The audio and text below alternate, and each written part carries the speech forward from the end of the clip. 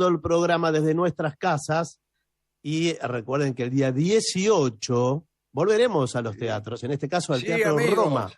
Teatro Roma de Avellaneda, quedan muy pocas entradas en Platea.net. Hablaremos esta noche acerca del concubinato. Los historiadores suelen decir que el origen del concubinato tuvo que ver con el interés del hombre de aumentar su descendencia, especialmente cuando no se habían formado las sociedades civiles y cada familia era como un pequeño estado. Nos referiremos ahora al concubinato en tanto relación poligámica. En absoluto hablamos de la unión no legal entre dos personas, no, que también se llama concubinato en las pizzerías. Digamos que la concubina, junto con sus hijos, estaban bajo el dominio del hombre al que se entregaban y a veces también bajo el dominio de la esposa principal. Un ejemplo al respecto. Las esposas de los patriarcas del Antiguo Testamento pedían a sus maridos que se unieran a esclavas para que la familia creciera. Ahí está la mujer de Abraham, etcétera, etcétera. El deseo de tener mucha prole inducía a jefes de familia a tener varias mujeres, lo que era considerado como una honra y señal de riqueza. Según la Biblia, Roboam tenía 60 concubinas y Salomón 300. Entre los griegos era permitido el concubinato y los hijos procedentes de él no tenían nada de deshonrosos, solo que no heredaban los bienes de sus padres si es que había hijos legítimos, y tenían que contentarse con lo que éstos quisieran dar. Bueno, no es poca deshonra, ¿no? Legalmente, cada romano, pasamos a Roma, podía tener una esposa. Sin embargo, los romanos no se privaban de tener por lo menos una concubina. La monogamia legal, dice Pierre Grimal, estaba atemperada por una poligamia de hecho, admitida en la medida en que no amenazara la integridad religiosa y jurídica de la familia. En Roma la cosa no era tan sencilla, ¿eh? Sin la menor protección legal, las concubinas romanas no eran otra cosa que sirvientas de un amo y además instrumentos de placer, ¿no? Estas muchachas tenían una existencia desdichada, en tanto que además de pertenecer al hombre, pertenecían a la esposa del niato, que Claro. las obligaba a lavar los platos, a baldear el patio, todo eso. Cuando el dominus dejaba de honrarlas con sus caricias, eran acechadas por las esposas y les hacían pagar con todo tipo de hostilidades la humillación sufrida por culpa de sus favores, ¿no? Las esposas las sometían a esclavitudes eternas, a trabajos manuales alejados de todo lo que tuviera que ver con el amor, es decir, lo que hemos dicho recién. Y esto aparece mucho en las representaciones teatrales, en las obras teatrales que han quedado de aquella época, donde aparece muchísimo el personaje de la esposa rigoreando a la concubina. Las crónicas históricas dan cuenta de un caso contrario que aparece justamente como excepción y rareza. Valerio Máximo dice que Escipión el africano se enamoró ya en su vejez de una muchacha a la que llevó a vivir a su casa y la hizo su concubina. Escipión, por supuesto, vivía con su esposa.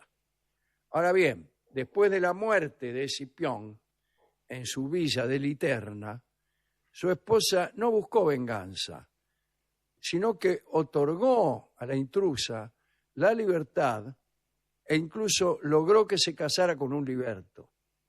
Mira vos. Aprendan de la cigüeña este ejemplo de ternura. A comienzos de la época imperial, la legislación de Augusto estableció restricciones a los concubinatos.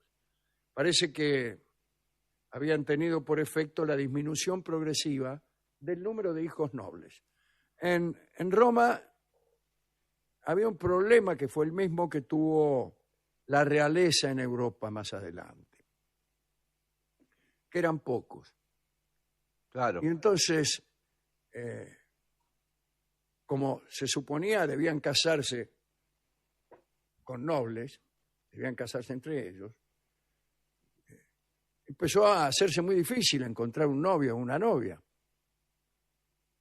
Y entonces tuvieron que tomar alguna clase de determinaciones para poder hacer crecer esa población noble, ¿no?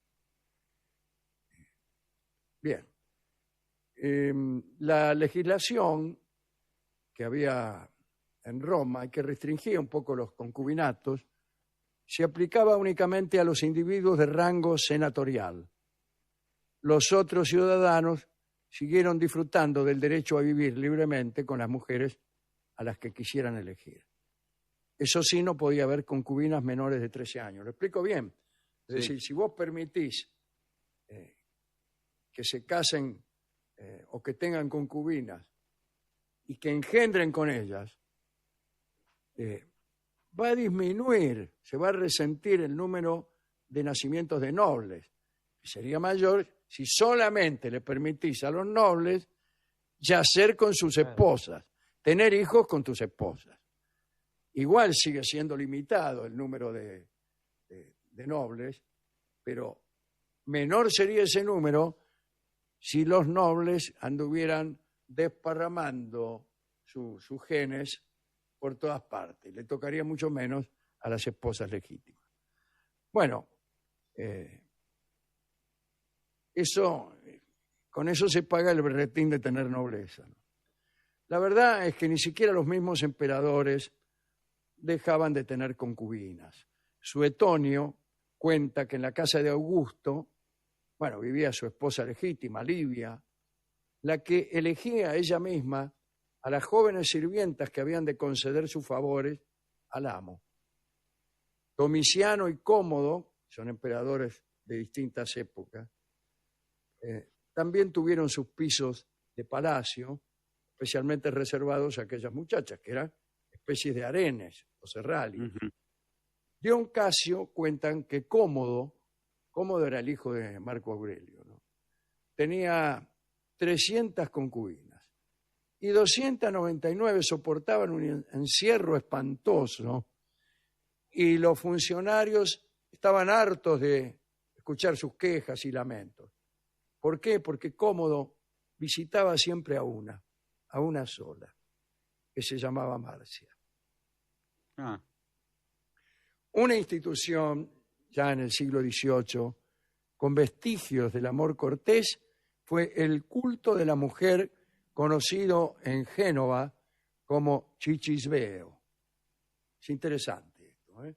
Era una especie de concubinato, al revés de los casos que hemos visto, donde una mujer casada recibía a varios galanes que, enamorados de ella, tenían la posibilidad de prodigarle distintas atenciones. Todo esto era aceptado por el esposo. Uno de los galanes, ponele, la asistía en el tocado matutino. Otro la acompañaba a la iglesia, otro la sacaba a pasear, el otro la escoltaba en las fiestas y el de más allá aseguraba los placeres de la mesa. Y se parece al amor cortés esto, ¿se acuerda? Digamos, personas ajenas al matrimonio, hombres, que le prodigaban atenciones a su dama, más bien metafóricas, le escribían versos, se batían a duelo en nombre de ellas para acrecentar su honra, etc. Y acá la diferencia está en que el caballero medieval rara vez veía al objeto de su amor, a su señora, digamos. El tipo por ahí salía a batirse por su señora y no la veía por 20 años. Pero aquí, en el Cicisbeo, en realidad rara vez se apartaba del objeto de su amor. Los galanes vivían con la mujer que adoraban. Hay que decir que en muchas oportunidades el propio esposo se convertía en Cicisbeo de otra mujer casada. Tenía una esposa legítima y era Cicisbeo de otra, a la cual, qué sé yo, le pintaba las uñas. Contemos algo acerca del concubinato en China. En Bueno. Hancheu, la monogamia era para los pobres. El concubinato aparecía en las clases pudientes. Los ricos compraban sus concubinas y las esposas otorgaban todo su consentimiento. Allí las concubinas no podían vestir jamás la túnica propia de las casadas. Debían llamar padre a su dueño y nunca llamarlo por su nombre. Nada de Che Roberto. No, No. padre. Padre esto, padre aquello. Las concubinas de Hancheu, además de acompañar en el lecho a su señor, estaban bien dotadas para la música y la danza, las preparaban, vamos. Cada una de estas muchachas vivía en habitaciones individuales que estaban decoradas lujosamente. Era allí donde recibían la visita del hombre. Ujú. Esta visita quedaba certificada para los demás y para envidia de las otras concubinas por un detalle. Cada una de ellas tenía en la puerta de su habitación un farolito que debía encender cuando era elegida y visitada. Los farolitos aparecen demasiado en las historias chinas, ¿no? Sí. Aparecían en la puerta de la casa de los médicos, indicando por cada farol un muerto. Cada vez que se moría un paciente, el médico tenía que poner otro farol en la puerta. Entonces, bastaba contar los faroles para saber a cuánto se había cargado el doctor Chin Chin. Sí. Bien. El emperador en China tenía derecho a varias esposas, pero en general se limitaba a 3. Esposas estoy hablando, no concubinas. A estas 3 esposas se añadían las concubinas que debían ser elegidas por la emperatriz madre. Pasa como con muchos pollerudos que dejan que las madres les elijan la novia. Solo la primera esposa llevaba el título de emperatriz. Las otras eran simplemente reinas. Las otras 2 esposas legítimas, ¿no? Sí. Y el resto eran concubinas. El número de concubinas era ilimitado prácticamente.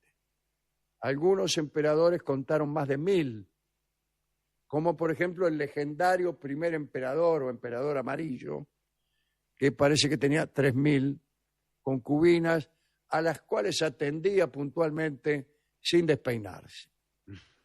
Bueno, a la existencia de esta multitud de mujeres vinculadas a la persona del emperador se debió el nacimiento de la institución de los eunucos, porque era necesario un verdadero ejército para velar sobre la virtud de las muchachas. Eran tantas que algunas solamente veían al emperador 1 vez, 2 veces en su vida, y algunas nunca. Digamos, para terminar, en el siglo XIX, los emperadores habían renunciado a tantas mujeres.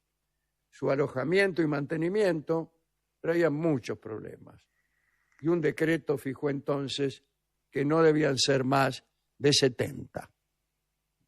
Bueno, mire. Aquí termina este informe sobre el concubinato. ¿Con qué canción, me pregunto, podremos ilustrar esta charla? Vamos a escuchar el vals Tengo 1000 novias en la versión de Enrique Rodríguez, que es la orquesta, y el cantor es Armando Moreno, si es que no calculo mal.